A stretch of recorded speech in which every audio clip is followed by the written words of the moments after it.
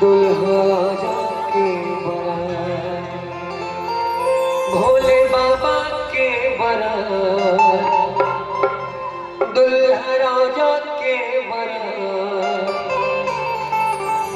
भोले बाबा के बारात, दुल्हा राजा के बारात, शंभू राजा के बारात जाओ, भोले बाबा के बारात। जोरदार ताली बजाना चाहिए। भोले बाबा के बारात जाओ, दुल्हा राजा के बारात, भोले बाबा के बारात जाओ, दुल्हा राजा के बारात, भोले बाबा के बारात, दुल्हा राजा के बारात, भोले बाबा के बारात, दुल्हा राजा के बारात। भोले बाबा शंभू राजा के बारात जाओ, दुल्हा राजा के बारात, भोले बाबा के बारात जाओ, दुल्हा राजा के बारात।